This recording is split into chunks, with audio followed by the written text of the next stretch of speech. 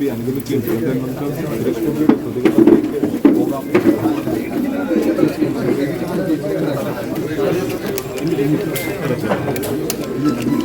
ഇന്ന് രാവിലെയാണ് ഇത്തരത്തിൽ ഈ ഒപ്പം എത്തി ഇവിടെ പുഷ്പാർച്ചന നടത്തിയത്. ഇത്ര അടുത്തുള്ള എല്ലാവരെയും കാണുന്നു. അദ്ദേഹം മാധ്യമങ്ങളെ കാണുകയാണ്. എത്രത്തോളം സന്തോഷം. ഇപ്പോൾ കഴിഞ്ഞ ദിവസം ഈക്ഷനായനാരുടെ വീട്ടിലേക്ക് പോയി ശാരദ ടീച്ചറെ കണ്ടു, പഴയ സ്നേഹം പുതുക്കി. ഇപ്പോൾ കെ കരുണാകരൻ സ്മൃതി മണ്ഡപത്തിൽ വരുന്നു. ഇതൊരു വ്യക്തിപരമായ ഒരു ബന്ധമാണോ അതോ ഇതിനെന്തെങ്കിലും രാഷ്ട്രീയമാണോ ഉണ്ടോ?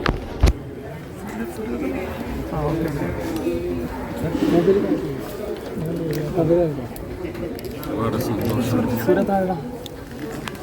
ഈശ്വരാനുഗ്രഹമായി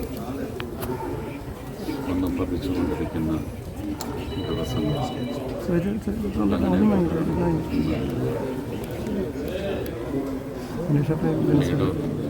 ശ്രീ കരുണാകരൻ അദ്ദേഹത്തിൻ്റെ അമ്മ എന്നാണ് ഞാൻ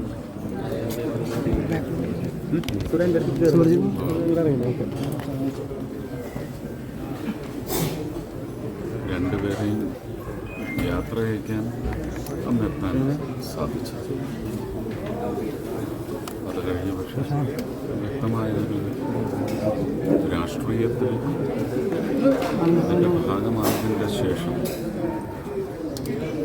ഒരുപക്ഷെ കേരളത്തിലെ കോൺഗ്രസിൻ്റെ പിതാവ് എന്ന നിലയ്ക്ക് തന്നെ ഞാൻ കാണുന്നത് ഇന്ദിരാഗാന്ധി ഭാരതത്തിൻ്റെ മാതാവ് എന്ന് കാണുന്നത്. ലീഡർ ശ്രീ കരുണാകരനെ അതിനു മുമ്പ് അദ്ദേഹത്തിൻ്റെ മുൻഗാമികളൊക്കെ ഇതിൻ്റെ ഫൗണ്ടേഴ്സ്, കോ ഫൗണ്ടേഴ്സ് ഒക്കെ ഉണ്ടാവും. ഇവരോടൊന്നും മര്യാദയല്ല. പക്ഷേ എൻ്റെ തലമുറയിൽ ഒരുപക്ഷെ ധീരനായ ഒരു ഭരണകർത്താവ് എന്ന നിലയ്ക്ക് ആരാധന തീർച്ചയായിട്ടും ആ വ്യക്തിയോടാണ്. അദ്ദേഹം പ്രതിനിധാനം ചെയ്യുന്ന രാഷ്ട്രീയത്തെ അതുകൊണ്ട് തന്നെ ഒരു ഇഷ്ടമുണ്ടാകും.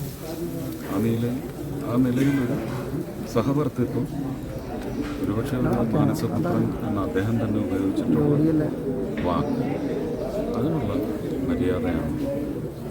ഇന്ന് രാഷ്ട്രീയപരമല്ലാതെ തന്നെ ഊട്ടിയുറപ്പിച്ചുകൊണ്ട് രാജ്യം പകർന്ന് നൽകിയ തൃശ്ശൂർക്കാർക്കുള്ള അതുവഴി കേരളത്തിനും തമിഴ്നാടിനുമുള്ള അനുഗ്രഹമായി ഒരു പദവിയിൽ ഇരുത്തിയെങ്കിൽ ആ പദവിയിൽ ഇരുന്നു കൊണ്ട് ഗുരുത്വം നിർവഹിക്കാൻ ആണ് ഞാനിവിടെ എത്തിയത്. അതിന് ചോദ്യങ്ങളൊന്നുമില്ല.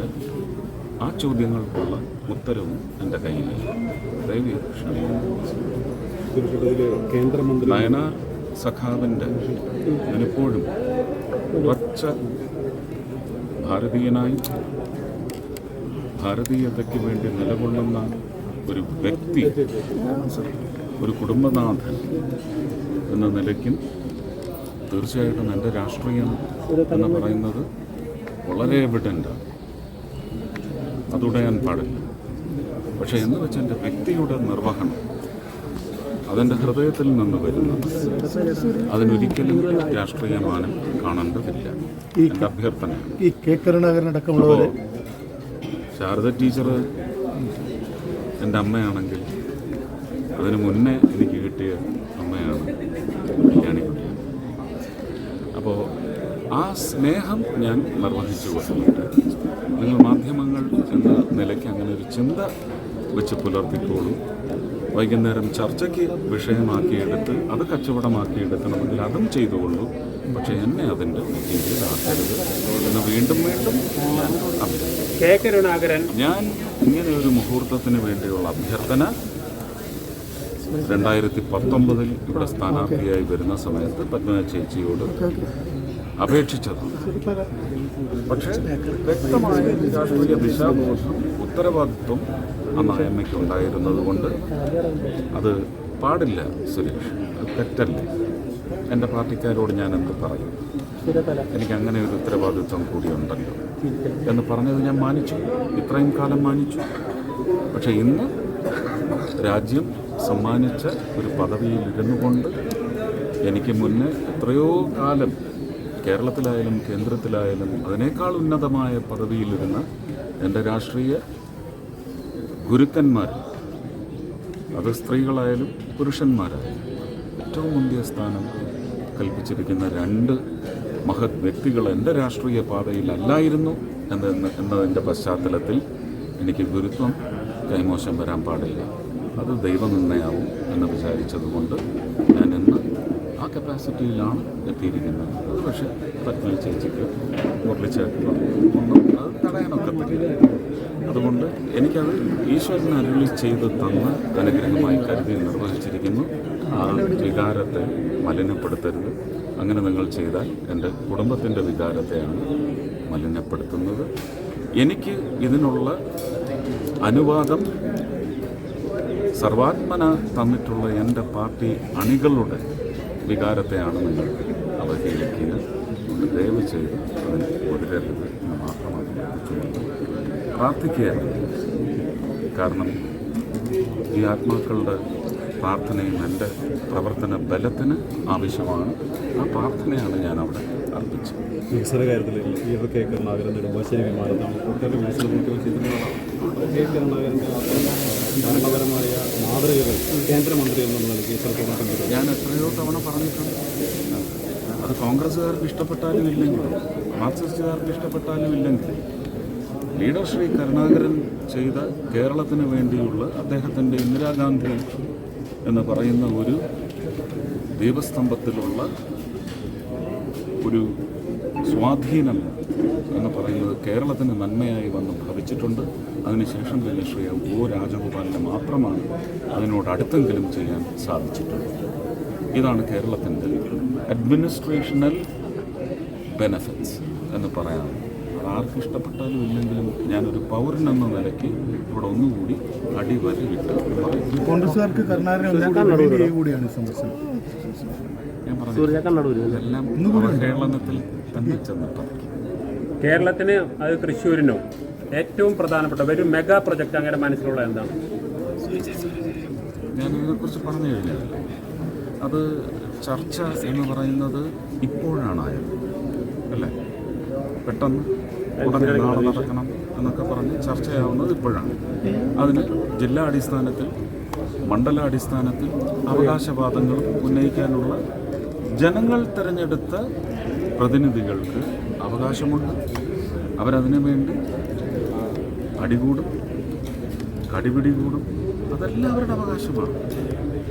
പക്ഷെ കേരളം എന്ന് പറയുന്ന ഒരു ചിന്ത, കേരളത്തിലെ മലയാളി ജനത എന്ന് പറയുന്ന ഒരു ചിന്തയുണ്ടെങ്കിൽ പ്രാദേശികത മറന്ന് അവഗണിക്കപ്പെട്ട പ്രദേശങ്ങളിലേക്ക് വികസനം കൊണ്ടുവന്ന് വികസനം കൊണ്ട് ശ്വാസം മുട്ടുന്ന പ്രദേശങ്ങൾക്ക് ഇനിയും ശ്വാസം മുട്ടിക്കാൻ പോലും അവസ്ഥയില്ല എന്ന് പറയുന്ന നിലയ്ക്ക് വികസനം ഒരു ഡ്രക്കോണിയൻ ഷേപ്പ് എടുക്കുക. അതിൻ്റെ പശ്ചാത്തലത്തിൽ കൃത്യമായിട്ട് ഇപ്പോൾ തിരഞ്ഞെടുക്കപ്പെട്ട ഒരു പ്രതിനിധി എന്ന നിലയ്ക്ക് എൻ്റെ വാദമുണ്ട്. അതിനകത്ത് പ്രാദേശികത ഇല്ല. ഞാൻ തൃശ്ശൂർ വേണമെന്ന് പറഞ്ഞിട്ടില്ല. ആ പദ്ധതി തന്നെയാണ് മുന്തിയ പരിഗണന. അത് 2015 രാജ്യസഭാ MP ആവുന്നതിന് ഒരു വർഷം മുമ്പ് ശ്രീമാൻ ജഗത് പ്രകാശ് നഡ്ഡയെ അറിയിച്ചതും 3 തവണ മുഖ്യമന്ത്രിയാണെന്ന് കണ്ട് ആ ആവശ്യം ഉന്നയിച്ചതുമാണ്. ഒരു സ്ഥലപ്പേര് പറഞ്ഞ് എനിക്കറിയാം ആ സ്ഥലപ്പേര് ഉച്ചരിച്ചാൽ കേരളം മുഴുവൻ എൻ്റെ കൂടെ നിൽക്കും.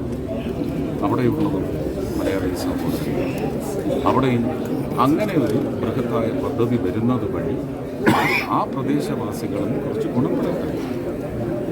പിടിച്ചു പറിക്കാൻ പാടില്ലല്ലോ, സ്വാർത്ഥതയാണ്. ആ സ്വാർത്ഥത ഒരു പിടിച്ചുപറിയിൽ ചെന്ന് അവസാനിക്കും. നിലവിലെ കൊച്ചി മെട്രോ പുതിയ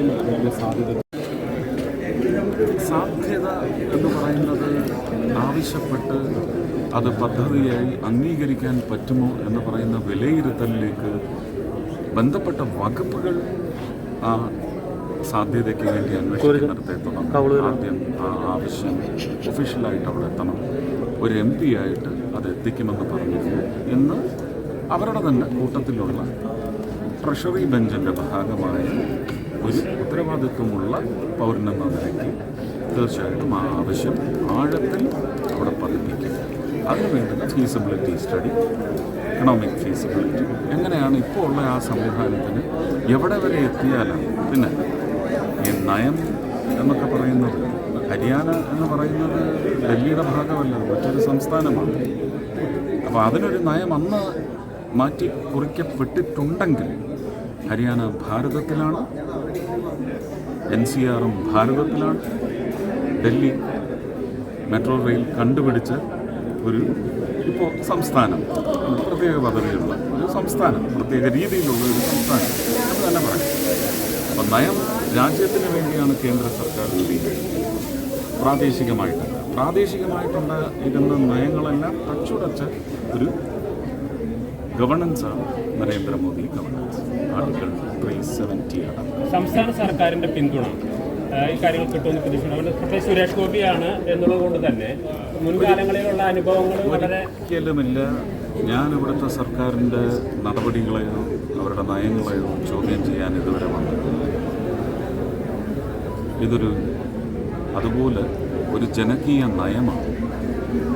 ഒരുപക്ഷെ റെയിലിൻ്റെ പേരിൽ കേരളത്തെ ബാധിക്കാത്ത പ്രദേശങ്ങളിലുള്ള മലയാളികളെപ്പോലും ഹൃദയനൊമ്പരമുണ്ടാക്കിയ ഒരു വികസനത്തിൻ്റെ പേരിലുള്ള ഒരു അധമ പ്രവർത്തനം നിങ്ങളുമൊക്കെ കണ്ടവരില്ല. അപ്പോൾ അതിനൊക്കെ നമുക്ക് എങ്ങനെയാണ് പരിഹാരമുണ്ടാകുന്നത്? ആർജവമുണ്ടെങ്കിൽ 2 ലൈന് കൂടി നമുക്ക് ഇപ്പോൾ എക്സിസ്റ്റിംഗ് റെയിൽവേ ലൈൻ സിസ്റ്റത്തിൽ കൊണ്ടുവരാം. 2 ട്രാക്ക് കൂടി കൊണ്ടുവരാം. നിങ്ങൾ ആവശ്യപ്പെടുന്ന, നിങ്ങൾ മനസ്സിൽ കാണുന്ന അത്രയും ട്രെയിനുകൾ തരാൻ പറ്റും. ഇല്ലെങ്കിൽ ഇനി ഒരു ട്രെയിൻ പോലും അധികമായിട്ട് തരാൻ വന്ദേ ഭാരതിൻ്റെ ഇൻ്റർമിറ്റൻറ്റ് സർവീസസും അങ്ങനെ ഒരു പദ്ധതിയുണ്ട്. മെട്രോ റെയിലിന് തുല്യമാണ് 2 സിറ്റി അല്ലെങ്കിൽ 3 സിറ്റിയെ കണക്ട് ചെയ്യുന്ന ഒരു ഇൻ്റർമിറ്റൻറ്റ് സർവീസ്. അതൊക്കെ ബസ് ഓടുന്നത് പോലെ ഓടും. പക്ഷെ അന്നേരം പിന്നെ ചില മാഫിയകൾക്ക് വഴിപ്പെട്ടുകൊണ്ട് അത് മുടക്കാൻ വേണ്ടി റെയിൽവേ വികസനം സാധ്യമാക്കേണ്ട എന്ന് വിചാരിക്കുന്ന ഒരു ദുഷിച്ച രാഷ്ട്രീയം ഉന്നയിക്കൽ മാത്രമാവും അങ്ങനെയുള്ള തടസ്സങ്ങൾ ഉന്നയിക്കുന്നത്. അത് നിങ്ങൾ അന്വേഷിച്ച് പറയും. അല്ല, കേന്ദ്രമന്ത്രി എന്ന നിലയിൽ ഞാൻ റെയിൽ മന്ത്രിയല്ല. വേണ്ട, കേന്ദ്രമന്ത്രിയാണല്ലോ. റെയിൽ മന്ത്രിയാണ്, കേന്ദ്രമന്ത്രിയാണ്. പക്ഷേ അങ്ങനെ വകുപ്പ് വിട്ട് വകുപ്പിലേക്ക് കേരളത്തിന് കേരളയിൽ ആവശ്യമാണ്. വ്യക്തി എന്ന നിലയ്ക്ക് ആവശ്യമേ അല്ല എന്ന് തന്നെയാണ് എൻ്റെ പക്ഷം. നമുക്ക് സംവിധാനമുണ്ട്. പിന്നെയും എന്തിന് ജനദ്രോഹം, പ്രകൃതി ദ്രോഹം എന്തിനടിച്ചേൽപ്പിക്കണം? ഒരു ഫ്ലഡ് എന്ന് പറയുന്നത് ഭീമാകാരനായി വന്ന് നമ്മൾ അനുഭവിച്ചതാണ്. ആ ഫ്ലഡിൻ്റെ ഒരു ജിയോമെട്രിയും എർഗണോമെട്രിക്സും ഒക്കെ നിങ്ങൾ പരിശോധിക്കും.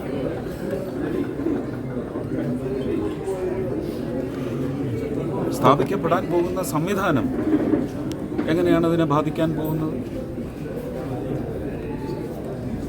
റെയിൽ വേണമെന്ന് പറയുന്ന എഞ്ചിനീയർമാർക്ക് എൻവയൺമെന്റൽ സയൻസ് എന്താണെന്ന് അറിയില്ലല്ലോ. അറിയാത്തവർ അറിയുന്നവരെ കൊണ്ട് റിപ്പോർട്ടുകൾ സ്വീകരിക്കും, സൃഷ്ടിക്കും. ആ സൃഷ്ടിയിൽ അർത്ഥമില്ല എന്നെങ്ങനെ നമ്മൾ പറയും? അവിടെ ചർച്ച വരും. ആ ചർച്ച ഇന്ന് കേരളം പറയുന്നത് വേണ്ട എന്നാണെങ്കിൽ ആ വേണ്ടായുടെ കൂടെയാണ്. Okay, thank you.